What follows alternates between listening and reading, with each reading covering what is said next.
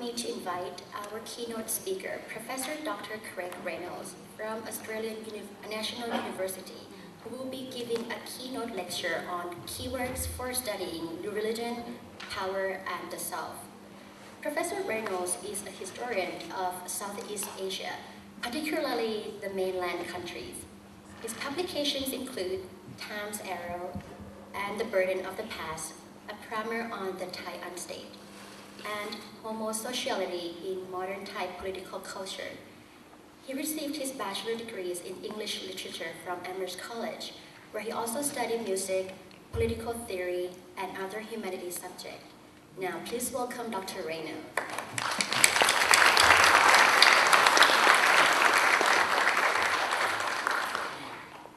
Then, Professor Reynolds' speech will be summarized in Thai by Professor Singh Sawanakit from Department of History, Faculty of Humanities, Chiang Mai University.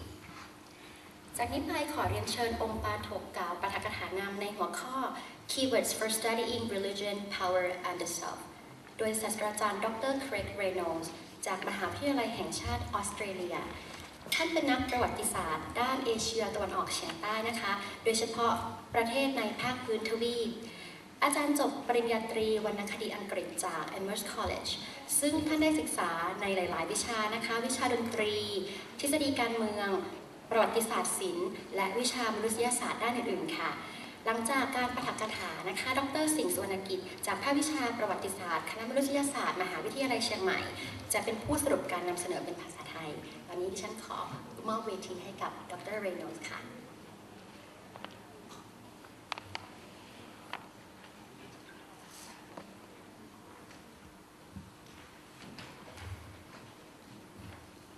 Thank you very much for the introduction and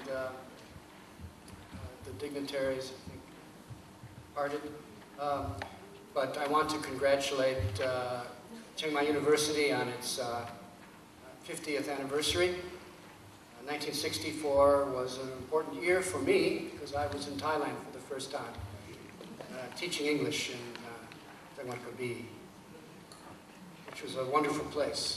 I was alone. In terms of Farang, it's the only Farang in town, except for one missionary. I'm going to speak in English. Dr. Sutipan said he would speak in Thai with some words in English. I'm going to speak in English with some words in Thai. Because it allows me to express myself, and also this is an international conference, and I think Thai students and teachers should have experience in listening to English. Afterwards, we can speak Thai if you want to talk about my comments. I'd be very happy to discuss some of my points. I'm going to begin by saying something not about my keywords, but about the changing humanities in a changing world. A revolution is taking place that is having enormous impact on the humanities. I'm referring to the creation, acquisition, storage, retrieval, and dissemination of data and information by means of digital technology. Whole new fields of study in the sciences, the social sciences, and the humanities have come into existence because of this new technology. This technology is redefining humanity itself.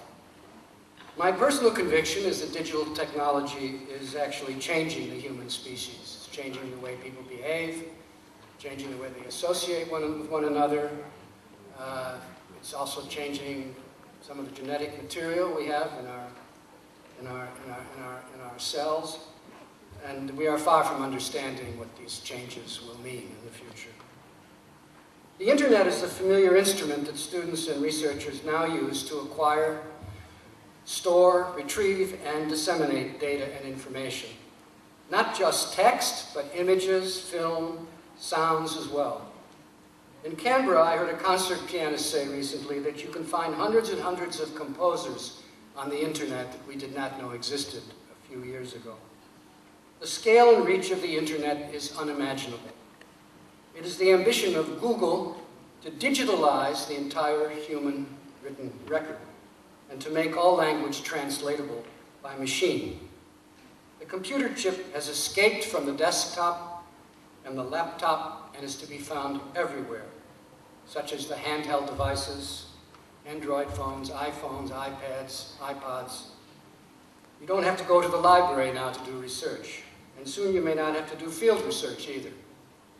For my generation, and for me as a researcher, the internet facilitates my research in a very conventional way. It's a place where I can find references and text, images and videos, and saves me a trip to the library. I don't think what you find on the internet can be called knowledge. Yes, there is information, data, text, images, put there in digital code. But you can also find plenty of ignorance and stupidity. And in cases that horrify us, you find inhumanity, depravity, and barbarity. The internet can bring out the best in people, and it can bring out the worst in people. The internet, though, is just an instrument. It's a tool. It can be inclusive, and it can be divisive. It can be used to grow your wealth, and it can be used to steal from someone else.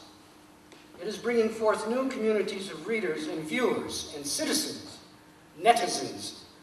The same technology that creates new communities of readers and viewers is also being used for surveillance and repression. By pushing a button, you can summon an enemy or a friend, or you can pretend to be someone else. The internet is like a kitchen knife that can be used to make a delicious meal, or it can be used as a weapon to harm a living being. The internet is amoral, but it can convey the strongest and most beautiful emotions. Some of the most touching, life-positive comments on YouTube respond to musical performances. Listeners are in rapture, but they may complain about what the performer is wearing. Social media, Facebook, and programs like Tumblr and Instagram are affecting human behavior and public life. And since I've been in Thailand, I've discovered a new program, we don't have this in Australia yet, called Line. You know what Line is. We don't know what this is yet in Australia. Through social media, the connective tissue of the internet can bring people together over vast distances. You can share your most intimate personal life with the rest of the world. Others may share your intimate life, sometimes without your permission, and cause you hurt and embarrassment. I don't know what the statistics are today, but a few years ago,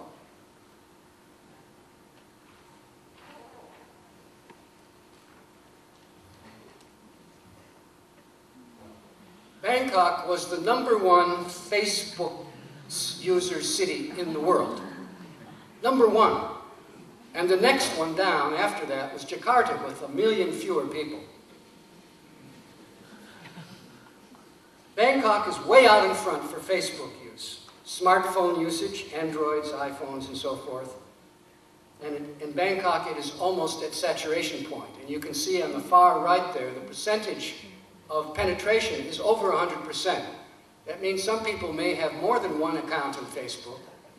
And it may mean also that there are some people using Facebook who aren't counted in the census, such as migrant workers from Burma or Yunnan or Cambodia or some other country nearby. Bangkok people love Facebook. They also love Line. And I'm not surprised. Bangkok has always been at the edge of the curve in new technology. You probably don't know this, but Thailand had FM radio and color television before the developed country I live in, Australia, had FM radio and color television. And also now you have Line before we have it. I don't think it is only the elites and middle-class people that like Facebook. There was a news item last month about a rice farmer in Pitsanulok, a young woman who found herself with a lot of cow hom nin, and she didn't know how to sell it, so she went on Facebook and she sold five tons in 3 months. Facebook, very important for trading. For many of you, particularly if you are under 35 years of age, social media is an expression of your personality, the way you think about yourself and the way you socialize with others. There are now applications that allow you to quantify your emotional life. in charts and graphs. Emotions, moods, feelings can be expressed by numbers.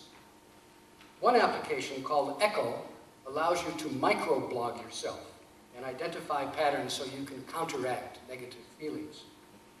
Digital technology has created the quantified self that can change and shape human behavior. If you are researching certain fields now, you would be foolish if you did not study social media for ideas, sources, interviews, and connections. New applications that are being used by people that you are studying. And I can see that the conference organizers of this conference have scheduled some panels about digital technology and research in the humanities, and I'm looking forward to attending these sessions.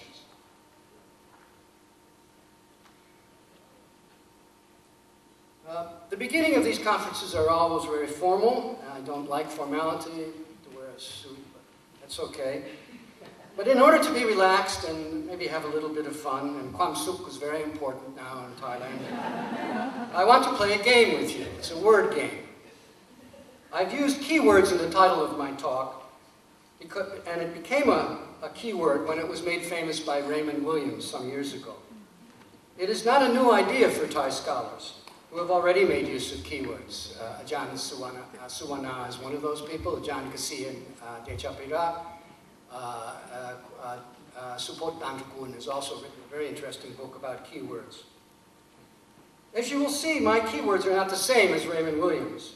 I'm always puzzling over the Thai language, trying to understand the Pali and Sanskrit history of the words, the nuances of the words, Thai idioms and slang that offer insights into how the world inside the Thai language thinks and feels.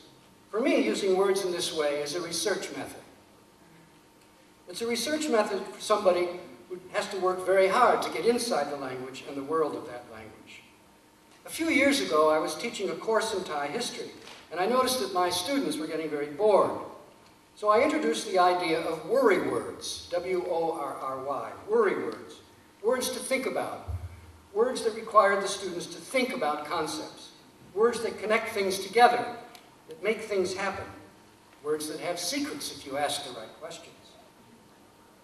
Every week I gave the students a word: globalization, colonialism, semi-colonialism, muang, all the Thai words, muang, chan, humibun, dalpaw, and I asked them to write 500 words about it. The key words I'll talk about today are like worry words, and all the words begin with blah, blah.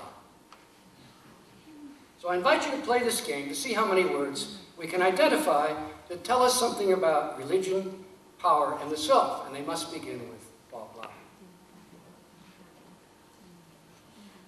As many of my friends know, I've been researching the life of a southern Thai policeman, Kun Pantarak Rajade, who came from Nakhon Si Thammarat. I am writing a biographical study of him. The details of his life must be told, but I also want to explore related topics, the history and geopolitics of the Mid-South, the relationships between Brahmanism, Buddhism, and magic, and policing. He was a policeman. He worked in mysterious ways. He liked sayasat, and he didn't distinguish carefully between Brahmanism and Buddhism. He was a government official, an official who was not always under the control of his commanding officers in Bangkok. But he was a government official nonetheless. Understanding his life may tell us something about what government means to people in Thailand, what they expect from government. My study concerns a part of the South that has a particular geographical and geological history. Nakhon Si Thammarat, Patalum, and Songkhla are located around inland lakes that 150 years ago were open to the sea. Now they are confined as inland lakes with a small opening to the south, out to the sea.